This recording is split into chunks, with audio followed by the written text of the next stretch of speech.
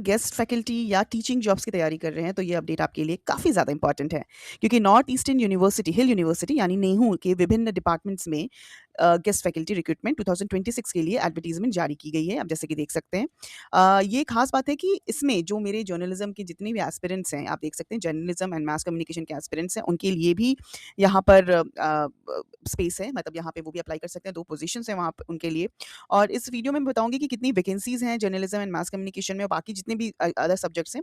तो ओवरऑल ये पूरी की पूरी डिटेल में मैं आज बताने वाली हूँ कि ये पूरी की पूरी जो वैकेंसीज़ निकली है, वो क्या है और इसकी पर क्लास जो पेमेंट है वो आपको कितनी मिलेगी। तो ये एडवर्टाइज़मेंट जैसे कि मैंने बताया, ये 14 अगस्त को ये एडवर्टाइज़मेंट की डेट आई है और इसमें आप देख सकते हैं, यहाँ पे डेट मेंशन होगा ऊपर।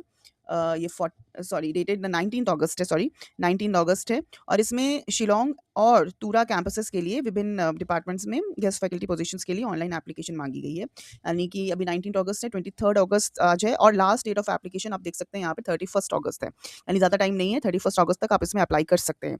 ठीक है? और इसमें आपको इसका एक लिंक भी दिया हुआ है जिसमें आप विजिट कर सकते हैं, समट पोर्टल जो लिखा हुआ है यहाँ पर। अगर आप एलिजिबल हैं तो एप्लीकेशन की लास्ट डेट को हमेशा प्लीज़ ध्यान रखिएगा। 2 वैकेंसीज़ हैं। सबसे खास बात ये है कि हिस्ट्री ऑफ मीडिया प्रोडक्शन और communication for development, in positions के लिए यहाँ पे आप देख सकते हैं, मास कम्युनिकेशन एंड जर्नलिज्म के लिए history of media, media production and communication for development Shillong. इसलिए जर्नलिज्म एंड मास कम्युनिकेशन के कैंडिडेट्स के लिए एक बहुत बड़ी अपॉर्चुनिटी हो सकती है। केवल जर्नलिज्म नहीं, कई डिपार्टमेंट्स और भी हैं जहाँ पर ये वैकेंसीज़ हैं। तो इस रिक्रूटमेंट में हम देखेंगे कि जैसे कि economics, commerce, management, library science में 3 पोजीशंस हैं।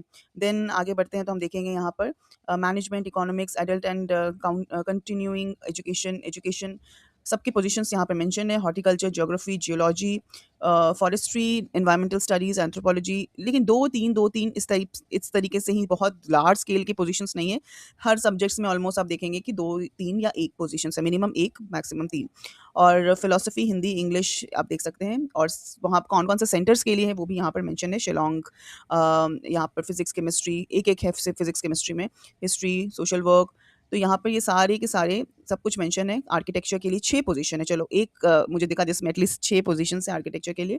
कंप्यूटर एप्लीकेशंस में 3 है, नैनो टेक्नोलॉजी में 1 है, इंफॉर्मेशन टेक्नोलॉजी में अगेन 5 है, तो 6 देन 5 और बायोमेडिकल इंजीनियरिंग में 4 हैं। तो कौन-कौन से स्पेशलाइज़ेशन है वो भी यहाँ पर मेंशन है, जैसे कि आप देख सकते हैं कंप्यूटर प्रोग्रामिंग, आर्टिफिशियल इंटेलिजेंस, सब कुछ यहाँ पर मेंशन है। तो ये 4 पोजीशंस उन लोगों के लिए है जो लोग कह सकते हैं कि बायोमेडिकल इंजीनियरिंग वगैरह में उनका स्पेशलाइज़ेशन है। आगे हम देखते हैं कि the selection of the guest faculty shall be made by the university purely on a temporary basis. Of course ये तो अंडरस्टूड ही है कि हमें गेस्ट फैकल्टी में अगर ले रहे हैं तो वो टेम्परेरी बेसिस पे ही होगी। और the term of appointment for the current semester only और till the regular faculty join the department whichever is earlier. यानी 2 कंडीशन दिए हुए हैं, टर्म ऑफ अपॉइंटमेंट सिर्फ करंट सेमेस्टर के लिए या फिर जब तक आपकी जो नई रेगुलर फैकल्टी वहाँ पे ज्वाइन नहीं कर जाती तब तक आपके पास वो समय सीमा दी गई है जहाँ पर आप वहाँ पर आपका टेन्योर रह सकता है। Remuneration will be at the rate of 1500 पर लेक्चर। ठीक है, 1500 रुपये आप देख सकते हैं यहाँ पर, 1500 यहाँ पर मेंशन है। ये रहेगा आपका हर क्लास के लेक्चर लेने का जो रेम्यूनरेशन हमें मिलता है, it will be 1500।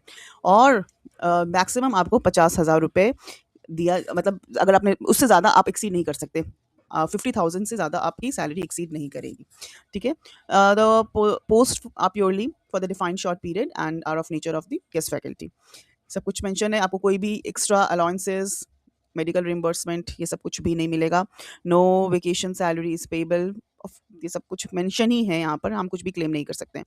Date and time of the interview will be notified by the concern department. अभी तक डेट और टाइम यहाँ पर मेंशन नहीं है। ठीक है? Application will be entertained after the last date and time mentioned. Eligibility criteria of the candidates and other terms of the condition shall be as per the UGC regulation. जो भी UGC का regulation है, eligibility criteria, इसमें यहाँ पे सिर्फ और सिर्फ यही लिख दिया गया है, जो यूजीसी की एलिजिबिलिटी है आपको वो एलिजिबिलिटी को फुलफिल करना है। यानी कि एलिजिबिलिटी क्या है, 2000 आपके पीएचडी जो है वो रेगुलर मोड में होनी चाहिए। उसके बाद आप नेट, स्लेट या कोई भी एग्ज़ाम जो स्टेट लेवल का है आप वो क्लियर करें। तो ये सारी जो बेसिक्स, आई थिंक ये हमें याद हो चुका है कि हमें किस तरीके के जो यूजीसी रेगुलेशंस के नियम और कानून क्या-क्या हैं। तो बस आप समझ लीजिए, अगर आपका पीएचडी है तो आप अप्लाई कर सकते हैं। अगर आपने नेट है तो फिर आप उसको अप्लाई कर सकते हैं वहाँ पर। Let's move on. Then the next point, you can see that mere fulfillment of essential qualification will not be entitled a candidate to be called for an interview. The university reserves its right to shortlist the total number of candidates to be called for an interview. Okay, so just आपने fulfil कर लिया है सारी qualification. ये हम अगर हमें लगता है कि मेरे सारे क्वालिफिकेशन 2018 के नॉर्म्स के हिसाब से हैं तो आई एम एलिजिबल, तो ऐसा नहीं है।